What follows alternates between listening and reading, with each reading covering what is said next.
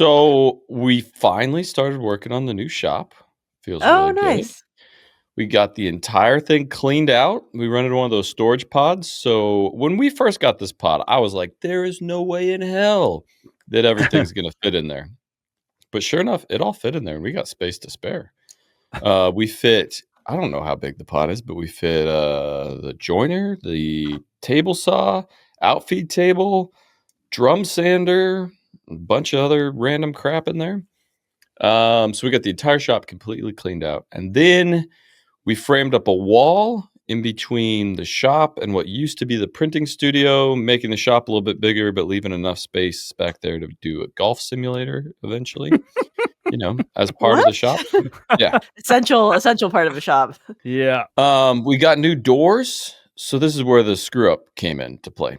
We had to replace some of the existing doors. I got these new iron doors from Pinky's. It's a company out in Los Angeles.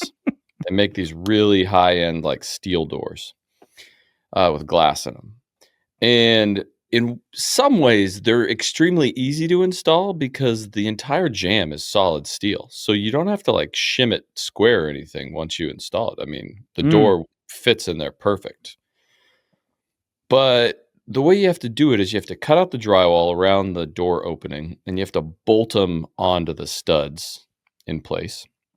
And then once you get the entire jamb in there, then you got to lift the door, which weighs 200 plus pounds. I mean, they're crazy heavy. And there's nothing to hold on to. How big are they? I don't know, 38 inches by 81 inches. They're big doors. Oh, wow. That's big. Okay. So we install the entire steel jamb. We get it in there. And we bolt it on. We make sure it's nice and level because that's the only thing you can really adjust when you're getting it in there. And then we go to put the door on there. Well, the door, like I said, is insanely heavy. And you have to line it up on these 3 hinges that are like pins. And then the other part of the hinge is welded onto the door. So you have to lift it up over the pins and then like set it down perfectly on all 3 hinges. And there's nothing to grab onto. And so me and Craig kept trying to like lift this thing up, and we couldn't get all 3 hinges like lined up, and we're like barely holding on to it. I really didn't want to get it on one of the pins and then like tweak it and not get it on the other 2.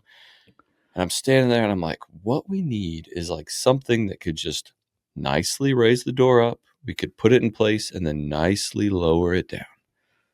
And then I look over. No, I don't know if forklift. That'd be nice. Yeah, I look over and I saw the pallet jack sitting there, and I was like, oh, duh. We'll just stick it on the pallet jack it up, wheel it over there, and then put it down. So we did that. Worked perfect. We jacked it up, wheeled it over the hinges, got it lined up, and then pressed that little button, locks down over the hinges. But then it's backwards. The pallet jack stuck underneath the door. Oh, no. So we finally got that wiggled out, installed, shut the door, installed. Perfect. Commando 8. Perfect reveal. Because like I said, those are like steel welded jams. I mean, they're like solid. They're not going anywhere. So it closes perfect. And then I remember that right now it's a concrete slab in the shop. And we're going to put hardwood floor in the shop. Oh, no. And in order to put hardwood floor in the shop, because you can't nail hardwood floor down to concrete, we're going to have to do a substrate of 1-inch plywood over the entire concrete floor and then nail all the hardwood floor to that. Well, did we think about that when we installed the door? No, we didn't. Shop Sounds Podcast, a woodworking podcast about nothing.